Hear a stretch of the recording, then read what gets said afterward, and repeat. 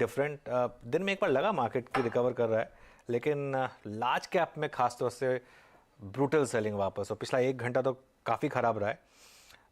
Mid caps हालांकि फिर भी ठीक ठाक हैं, लेकिन लार्ज कैप में काफ़ी सेलिंग है। आईटी और बैंक्स, मैं सुबह ये सोच रहा था कि आईटी या बैंक में ज़्यादा मतलब कम क्या गिरेगा, ज़्यादा क्या चलेगा, लेकिन दोनों गिर गए आज। तो दोनों इंडिसेस बहुत ख़राब स्थिति में।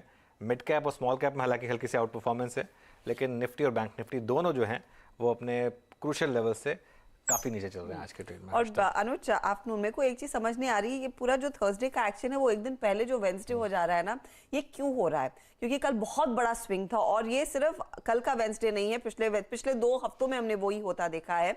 अब फिर थोड़ा सा कंफ्यूजिंग हो जाता है कि क्या वो वेंसडे का सिग्नल जो है वो पूरा धोखा दे रहा है और फिर से आपको थर्सडे को ट्रैप कर रहा है, क्योंकि आज वही हुआ है। आज फिर देखिए 17,445 तक हम पहुंचे और वहां से फिसल गई गाड़ी। अब आज क्लोजिंग के लिहाज से कि क्या कुछ सहारा मिल पाएगा और फिर से 400 के पार बढ़ेंगे, या फिर ये 300 के आसपास ही इस वीकली एक्सपायरी की समाप्ति होनी है?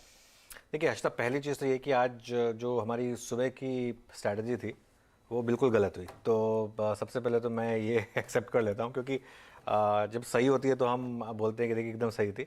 तो आज सुबह जो सोचा था उसके एग्जैक्ट ऑपोजिट मार्केट ने बिहेव किया, लेकिन ये मार्केट है और इसमें जो मार्केट कह रहा है उसको आपको फिर लेना पड़ेगा, उसमें कांट हेल्प इट।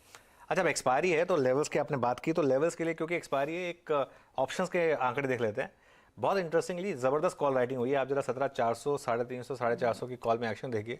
17,400 की कॉल में 1.25 करोड़ शेयर आज ही जुड़ गए हैं। तो ये तो एक मार्केट के लिए बहुत बड़ा एक फैक्टर रहने वाला है ऊपर की तरफ।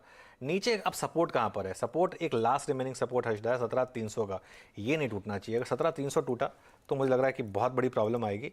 इनफैक्ट 17,255 और नीचे ले जाता हूँ मैं इसको। 17,255 रीसेंट लो था, और जो मेरी एक उम्मीद थी कि एक डबल बॉटम बनाया बाजार ने और एक बजट डे लो को ब्रीच भले ही किया हो, लेकिन ये नहीं टूटेगा और इस लेवल पर बाइंग में शायद आपको फ़ायदा होगा। वो ऐसा हुआ नहीं, लेकिन ठीक है। अब 17,255 मैं अभी भी कहूँगा कि अहम है। अगर वो बचा तो शायद लिव फॉर अनदर डे, शायद ये एक्सपायरी डे वोलेटिलिटी आप कह सकते हैं इसको। इसमें एक और फैक्टर मैं जोड़ लेता हूँ, 17,400 के ऊपर निकलना थोड़ा मुश्किल होगा। इसमें एक और फैक्टर मैं जोड़ लेता हूँ कि जो यूएस मार्केट है वहाँ पर एक वापस फियर फैक्टर की शुरुआत हुई है बॉन्ड यील्ड 4% जाने के बाद, खासतौर से नैस्डैक में। कल जिस तरीके से नैस्डैक गिरा था, अच्छा कल Nifty IT for some reason बहुत बड़ी रैली दे गया था आपको, उसकी वो मतलब आउटसाइज रैली थी, उसने काम बिगाड़ा। हाँ। उसका कोई कारण नहीं था उस रैली का आने का, और इसके लिए आज निफ्टी आईटी देखिए जबरदस्त तरीके से गिरा है। अब आइए बैंक निफ्टी पर, और बैंक निफ्टी के एक्शन से मैं बहुत डिसअपॉइंटेड हूँ, क्योंकि यहाँ पर मेरी उम्मीद थी कि यहाँ पर आज जो है आपको एक अच्छी लॉन्ग ट्रेड मिलेगी, नहीं मिली वो। और शुरुआत में रैली हुई थी, ऐसा लग रहा था कि वो ट्रेड प्ले आउट होगी, नहीं प्ले हुई वो। ज़बरदस्त डिक्लाइन उसके बाद बैंक निफ्टी में। और आप ऑप्शंस के आंकड़े देखिए, 40,500, 600 और 700 तीनों में ज़बरदस्त कॉल राइटिंग इस समय। और अगेन नीचे का लेवल बचाने के लिए 40,300 बचाना बहुत ज़रूरी है, क्योंकि 40,300 में और 400, लेकिन 300 और ज़्यादा तरीके से ज़रूरी है बचाना। लेकिन अब अगर कोई भी बाइंग आनी है तो बिटवीन यहाँ और 17,255 निफ्टी पर, और बिटवीन यहाँ इन 40,300 बैंक निफ्टी में, अगर वो भी